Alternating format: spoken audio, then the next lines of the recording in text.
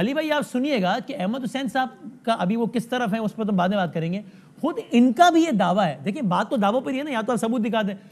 मैं चाहूंगा कि बता दें, मैंने कुछ बात इस तरह की उनसे सुनी। अहमद साहब आप बताइएगा कि वो एग्जैक्टली क्या मामला हुआ था कि आपसे सीएम हाउस पंजाब में किसी ने कुछ रकम का मुतालबा किया क्या? मुझे एग्जैक्ट याद नहीं है इसलिए मैं दोहरा नहीं रहा, आप ही बताइएगा कि वो पंजाब में रकम का मुतालबा आपसे किसने किया था, क्या किया, जिसके बारे में आप कह रहे हैं कि मैं हल्फिया कह सकता हूं कि ये काम हुआ था, वो क्या हुआ था अहमद साहब? बिस्मिल्लाहिर्रहमानिर्रहीम, इय्याका नअबुदु व इय्याका नस्तईन। मैंने 4 मुतालबात रखे थे कि तकरीबन कोई 3 साल से मेरे इश्यूज चल रहे हैं पार्टी के साथ कि मेरे इलाके में मुझे डिलीवर नहीं कर सक रहा मैं। सही है। और जब मैं इलेक्शन के वक्त पे भी जो वहाँ के मिनिस्टर्स थे तो उन्होंने मुझे कोशिश की थी कि मैं इलेक्शन ही ना जीतूं और हार जाऊं। ठीक है। और 25 दिन पहले मुझे टिकट मिली थी, 25 दिन पहले। सही है। और 25 दिन में मैंने इलेक्शन लड़ा और मैं बोसन और गिलानी से जीता। ठीक है। तो धरने से मैंने टिकट ली थी और धरने में जब मैंने टिकट ली तो उस वक्त मीडिया ने मेरा साथ दिया था। मैं शुक्रगुजार हूँ मीडिया का कि अगर मीडिया वहाँ ना होता, 2000 बंदा मेरे साथ था, तो मुझे कभी भी टिकट न मिलती, 10 साल भी चाहे मैं बैठा रहता। लिहाजा मुझे टिकट मीडिया ने लेके दी, मैं शुक्रगुजार हूँ। ठीक है। क्योंकि इन्होंने बोसन को टिकट अनाउंस कर दी थी पीटीआई ने, क्योंकि उस वक्त इनको शौक था हैवी वेट्स को टिकट देने का। तो फिर मेरे लिए हमेशा मसाइल रहे। मैं एक दफा 2 इस्तीफा भी दे चुका हूं पहले, जो कि इन्होंने फाड़ दिया था।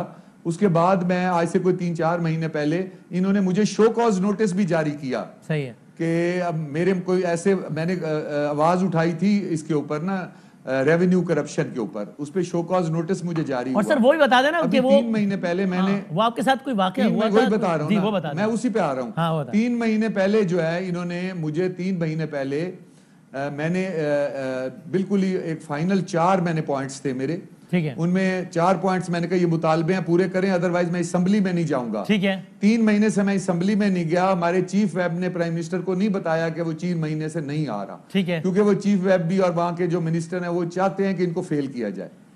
तो इसमें यह हुआ कि मैंने 4 शराइत रखी। पहली शर्त ये थी कि सर वो शराइत अभी भी बात कर लें, लेकिन आप वो तो स्पेसिफिक उसी में ये शर्त आएगी ना जिसकी आपने बात की है। मैं उसी में ये शर्त आएगी। चीनी, घी, आटा, दाल, इन 4 चीजों के सब्सिडी दे के वही रेट कर दिए जाएं 2018 में है। और इसके लिए हमारे फंड्स जो है ना वो ले लिए जाएं, जो डेवलपमेंट के फंड्स हैं या कोई डेवलपमेंट के जो भी काम करें वो खत्म करके। क्योंकि जो लोग अगर कभी भी जो लोग अगर इसके बिल भरते हैं बिजली के और गैस के, तो उनके खाने के लिए पैसे नहीं बचते। फिर क्या हुआ? दूसरा मुतालबा था कि सिविल सेक्रेटेरिएट साउथ पंजाब जो है, सिविल सेक्रेटेरिएट साउथ पंजाब में इख्तियारात नहीं दिए गए। ठीक है। सारे इख्तियारात जो है वो ऊपर दे दिए गए। बाकी मेहमानों को भी क्यों टाइम देना, डिवाइड करना। ठीक है। तीसरा थोड़ा सा क्विकली कर लें सर। ये आपने सवाल किया तो फिर जवाब। सर वो तीसरा मुतालबा जो मेरा था, जी, तीसरा मुतालबा ये था कि जो करप्शन हो रही है सीएम सेक्रेटेरिएट में, जो आपने सवाल किया है,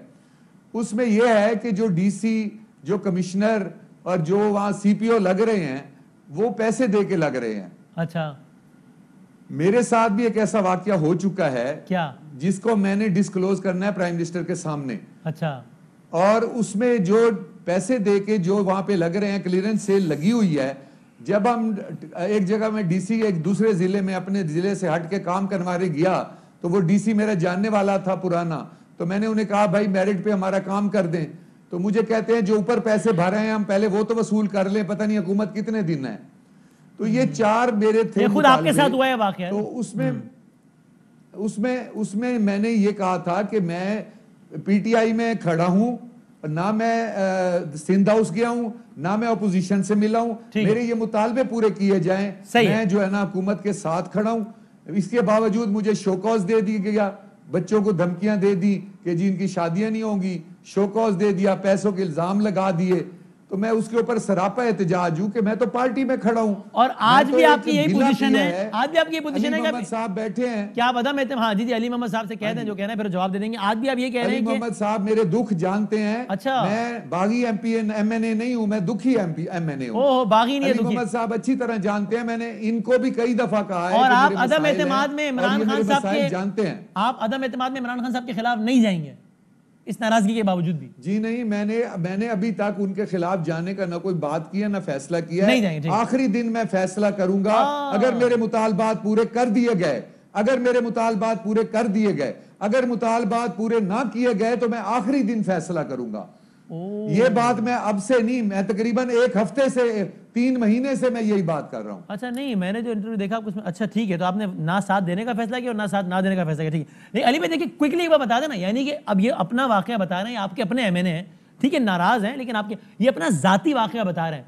ये साबित करने के लिए काफी है ना कि ये, यानी ये अभी तक वो सिस्टम खत्म नहीं हुआ पैसे वैसे मांगने का, जो कि खुदा वाकया बता रहे हैं। तो ये तो बड़ी परेशान कौन बात नहीं है, पंजाब के हवाले से बात बता रहे हैं।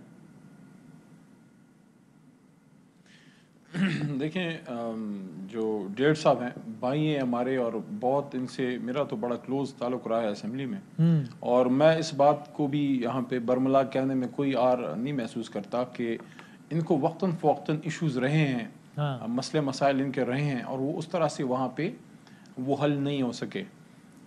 दूसरी चीज़ ये है कि जो हमारी ये मेंबरान असेंबली हैं, इनमें से जो हमारी फ़ीमेल एमएनए साहिबान भी, उन्होंने भी बात की कि उनको ऑफ़र्स वगैरह हुई हैं, लेकिन अक्सरियत ही ऐसे हैं, जो कि मैं आपके प्रोग्राम में आज कहता हूँ कि अक्सरियत ऐसे हैं, किसी ने कोई बड़ी तादाद में जो अक्सरियती एमएनएज़ हैं, एक कुछ होंगे जिन्हें कुछ इधर उधर किया होगा, अक्सरियत एमएनएज़ जो हैं किसी ने पैसे नहीं पकड़े, नाराज़ हैं, उदास हैं। और जिस तरह खान साहब ने बात की है कि लीडर बाप की तरह होता है, और मैंने भी 4 दिन पहले बात की थी कि सुबह का भूला शाम को घर आ जाए, उसको भूला नहीं कहते। और आपस में पीटीआई के मुनहरिफ अराकीन में से अक्सरियत के बारे में आपको लगता है कि वो नाराज हैं? 1-2 ने, कुछ ने पैसे लेने, अलग बात है, वरना अक्सरियत जेन्युइन नाराज है। कुछ ने होंगे पकड़े, पैसे पकड़े होंगे, लेकिन अक्सरियत ही ऐसे हैं जिसमें पैसे उन्हें नहीं लिए, नाराज हैं। और मैं ये समझता हूं कि जल्द ही ये इंशाल्लाह डेढ़ साहब तो वैसे ही, तो वो जब जलसों में खान साहब कहते हैं कि सारा बिकाऊ माल है, सारे जमीर फरोश हैं और ये वो है, वो तो ये तासुर देते हैं कि सबने ये काम किया है।